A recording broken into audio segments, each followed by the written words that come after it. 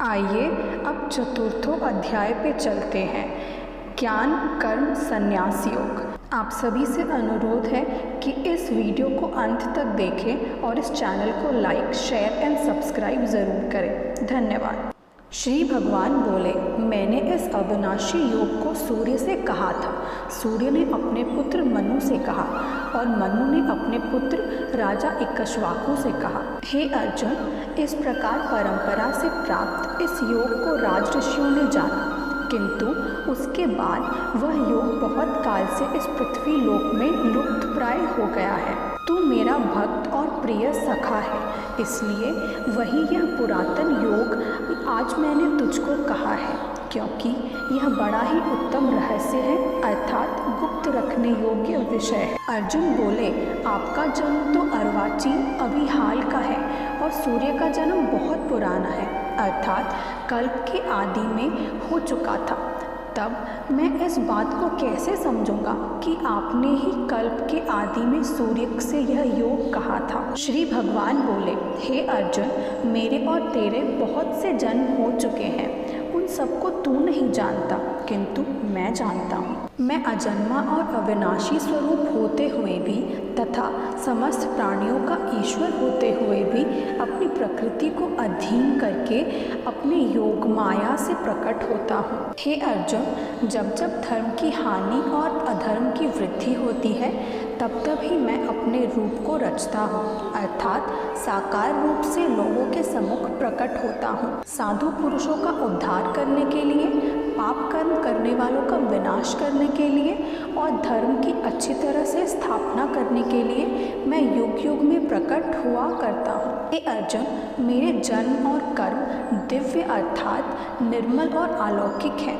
इस प्रकार जो मनुष्य तत्व से जान लेता है, वह शरीर को त्याग कर फिर जन्म को प्राप्त नहीं होता, किंतु मुझे ही प्राप्त होता है। पहले भी जिनके राग, भय और क्रोध स्वार्थ नष्ट हो गए थे और जो मुझ में अन्य प्रेम पूर्वक स्थित रहते थे, ऐसे मेरे आश्रित रहने वाले बहुत से भक्त उपयुक्त ज्ञान रूप तप से पवित्र होकर मेरे स्वरूप को प्राप्त हो चुके हैं। हे अर्जुन, जो भक्त मुझे जिस प्रकार भजते हैं, मैं भी उनको उसी प्रकार भजता हूँ, क्योंकि सभी मनुष्य सब प्रकार से मेरे ही मार्ग का अनुसरण करते हैं। इस मनुष्य लोक में कर्मों के फल को चाहने वाले लोग देवताओं का पूजन किया करते हैं, क्योंकि उनके कर्मों से उत्पन्न होने वाली सिद्धि शीघ्र मिल जाती है।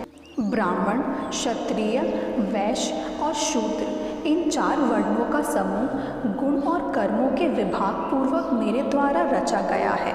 इस प्रकार उस सृष्टि रचनादि कर्म का कर्ता होने पर भी मुझे अविनाशी परमेश्वर को तू विस्तार में अकर्ता ही जान। कर्मों के फल में मेरी स्प्रिय नहीं है, इसलिए मुझे कर्म लिप्त नहीं करते।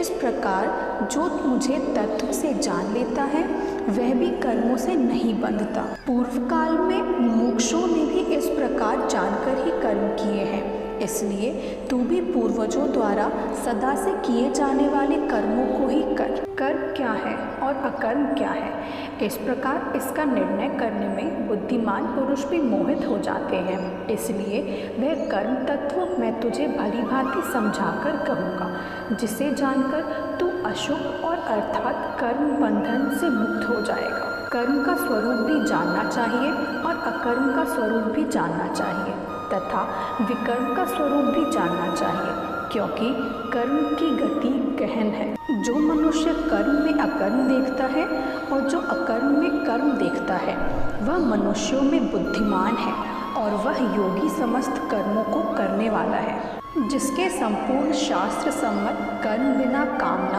और संकल्प के होते हैं तथा जिसके सम्मत कर्म ज्ञान रूप अग्नि द्वारा भस्म हो गए हैं, उस महापुरुष को ज्ञानी जन भी पंडित कहते हैं। जो पुरुष समस्त कर्मों में और उनके फल में आसक्ति का सर्वथा त्याग करके संसार के आश्रय से रहित हो गया है और परमात्मा में नित्य तृप्त है, वह कर्मों में भली भांति बरतता हुआ भी वास्तव में कुछ नहीं करता। जिसका अंतःकरण और इंद्रियों सहित शरीर जीता हुआ है और जिसने समस्त भोगों की सामग्री और परित्याग कर दिया है, ऐसा आशा रहित पुरुष केवल शरीर संबंधी कर्म करता हुआ भी पापों को प्राप्त नहीं होता। जो बिना इच्छा के अपने आप प्राप्त हुए पदार्थ में सदा संतुष्ट रहता है, जिसमें ईर्ष्या का सर्वथा अभाव हो गया है, जो हर्ष शोक आदि द्वंद्व से सर्वथा अतीत हो गया है, ऐसा सिद्धि और असिद्धि में सम रहने वाला कर्मयोगी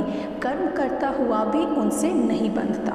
जिसकी आसक्ति सर्वथा नष्ट हो गई है, जो देहाभिमान और ममता से रहित हो गया है, जिसका चित्त निरंतर परमात्मा के ज्ञान में स्थित रहता है, ऐसा केवल ज्ञान संपादन के लिए कर्म करने वाले मनुष्य के संपूर्ण कर्म भली भांति विलीन हो जाते हैं। जिस यज्ञ में अर्पण अर्थात सुवरा आदि भी ब्रह्म है और हवन किए जाने योग्य द्रव्य भी ब्रह्म है तथा ब्रह्मरूप कर्ता द्वारा ब्रह्मरूप अग्नि में आहुति देने रूप क्रिया भी ब्रह्म है, उस ब्रह्म कर्म में स्थित रहने वाले योगी द्वारा प्राप्त किए जाने योग्य फल भी ब्रह्म ही है। दूसरे योगीजन देवताओं के पूजन रूप यज्ञ का ही भलीभांति अनुष्ठान किया करते हैं और अन्य योगीजन परब्रह्म परमात्मा रूप अग्नि में अभेद दर्शन रूप यज्ञ द्वारा ही आत्मरूप यज्ञ का हवन किया करते हैं। समस्त इंद्रियों को संयम रूप अग्नियों में हवन किया करते हैं और दूसरे योगी लोग शब्दादि समस्त विषयों को इंद्रियों रूप अग्नियों में हवन किया करते हैं। दूसरे योगीजन इंद्रियों की संपूर्ण क्रियाओं और प्राणों की समस्त क्रियाओं को ज्ञान से प्रकाशित आत्मा संयम योग रूप अग्नि में हवन किया करते हैं। कई पुरुष दैव्य संबंधी यज्ञ करने वाले हैं, कितने ही तपस्या रूप यज्ञ करने वाले हैं तथा दूसरे कितने ही योग रूप यज्ञ करने वाले हैं, कितने ही अहिंसादि तक्ष व्रता की युक्त यत्नशील पुरुष स्वाध्याय रूप ज्ञान यज्ञ करने वाले, दूसरे कितने ही योगी जन अपान वायु में प्राणवायु को हवन करते हैं, वैसे ही अन्य योगी जन प्राण वायु में अपान वायु को हवन करते हैं तथा अन्य कितने ही नियमित आहार करने वाले प्राणायाम प्रायण पुरुष प्राण और अपान की गति को रोककर प्राणों को प्राणों में ही हवन किया करते हैं। ये सभी साधक यज्ञों द्वारा पापों का नाश कर देने वाला और यज्ञों को जानने वाला है। हे अर्जुन, यज्ञ से बचे हुए अमृत का अनुभव करने वाले योगीजन सनातन परब्रह्म परमात्मा को प्राप्त होते हैं और यज्ञ ना करने वाले पुरुष के लिए तो यह मनुष्य लोक भी सुखदायक नहीं है, फिर परलोक कैसे सुखदायक हो सकता है। इसी प्रकार और भी बहुत तरह के यज्ञ वेद की वाणी में विस्तार से कहे गए हैं। उन सबको तो मन इंद्रिय और शरीर की क्रिया द्वारा संपन्न होने वाले जान इस प्रकार तत्व से जानकर उनके अनुष्ठान द्वारा तू कर्म बंधन से सर्वथा मुक्त हो जाएगा। हे अर्जुन, दिव्यमय यज्ञ की अपेक्षा ज्ञान यज्ञ अत्यंत श्रेष्ठ है तथा यावन मात्र संपूर्ण कर्म ज्ञान में समाप्त हो जाते हैं।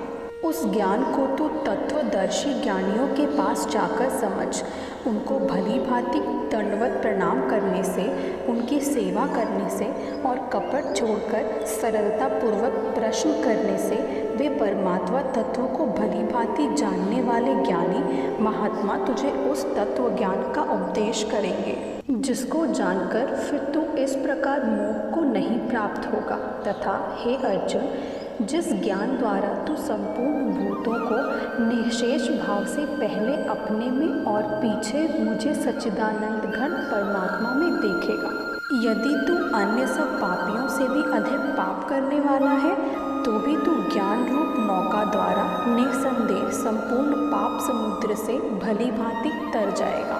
क्योंकि हे अर्जुन, जैसे प्रज्वलित अग्नि ईंधनों को भस्ममय कर देता है, वैसे ही ज्ञान रूप अग्नि संपूर्ण कर्मों को भस्ममय कर देता है। इस संसार में ज्ञान के समान पवित्र करने वाला निसंदेह कुछ भी नहीं है। उस ज्ञान को कितने ही काल से कर्मयोग द्वारा शुद्धांतकरण हुआ मनुष्य अपने आप ही आत्मा को पा लेता है। जितेंद्र, साधन परायण और श्रद्धावान मनुष्य ज्ञान को प्राप्त होता है तथा ज्ञान को प्राप्त होकर वह बिना विलंब के तत्काल ही भगवत प्राप्ति रूप परम शांति को प्राप्त हो जाता है।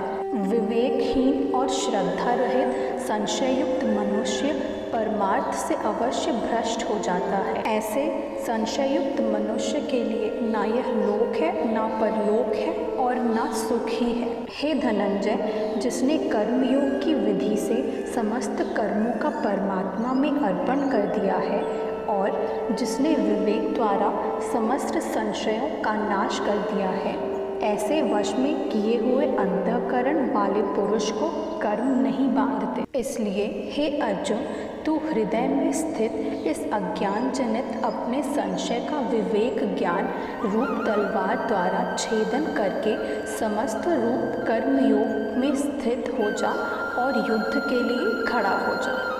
इसी से हमारे श्रीमद् भागवत गीता के चतुर्थों अध्याय की समाप्ति होती है। आशा करती हूँ कि आप सभी को ये वीडियो पसंद आया होगा।